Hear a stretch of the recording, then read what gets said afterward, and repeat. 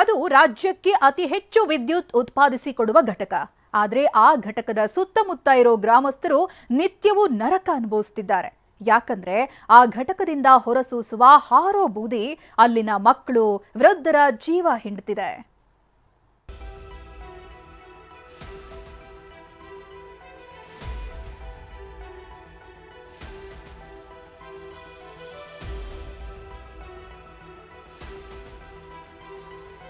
ಮರದ ಮೇಲೂ ಬೂದಿ, ನೆಲದ ಮೇಲೂ ಬೂದಿ, ಎಲ್ಲಿ ನೋಡಿದ್ರೂ ಬೂದಿ ಬೂದಿ.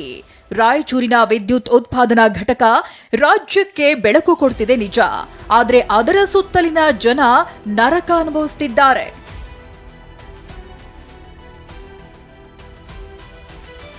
ವಿದ್ಯುತ್ ಉತ್ಪಾದನಾ ಘಟಕದ ಹಾರೋ ಬೂದಿ ಸಂಕಷ್ಟ. ಹಾರೋ ಬೂದಿಯಿಂದ ಮಕ್ಕಳು, ವೃದ್ಧರು ನರಳಾಟ. ರಸ್ತೆ, ಕಾರು, ಮನೆ, ಮರ ಎಲ್ಲಿ ನೋಡಿದ್ರೂ ಬರೀ ಬೂದಿ. ಏನಿದು ಹಿಂಗಿದೆ ಅಂತ ಮುಟ್ಟಿದ್ರೆ ತುರಿಕೆ ಬರುತ್ತಂತೆ.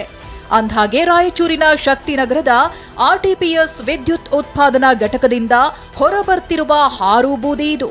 ಈ ಬೂದಿಯಿಂದಾಗಿ ಯದ್ಲಾಪುರ ಹಾಗೂ ವಡ್ಲೂರು ಜನ ಈ ಹೊಗೆಯಿಂದ ನರಕ ಅನುಭವಿಸುತ್ತಿದ್ದಾರೆ. ಬೂದಿಗೆ 25 ವರ್ಷ ಆಯ್ತು, ನಾವು ಯಾರು ಕೇರೆ ಮಾಡೋಲ್ರಿ ಇದ್ರ ಬಗ್ಗೆ. ಇವತ್ತು ಬಂದದ ಆಯ್ತ ಮುಂದೆ ಬರಲ್ಲ ಅಂತಾರ. ಮತ್ತೆ ದಿನನಿತ್ಯ ಇದೇ ಗೋಳಾಟನೆ. ಈ ಸುತ್ತಮುತ್ತ ಏನ್ ಹಳ್ಳಿ ಅವಲ್ಲ, ಓಟ್ ಡೆಸ್ಟ್ ಅಂದ್ರೆ ಫುಲ್ ಡೆಸ್ಟ್.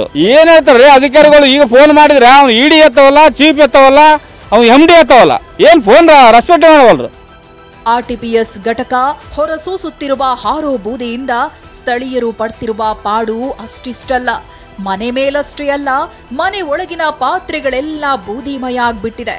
ನೀರಿನ ಮೇಲೂ ಬೂದಿ ಬೀಳ್ತಿದೆ. ರಸ್ತೆಯು ಬೂದಿಯಿಂದ ಆವೃತವಾಗಿದ್ದು ವಾಹನ ಸಾಗಿದಾಗ ಧೋ ಅಂತ ಧೂಳು ಮೇಲೇಳುತ್ತೆ.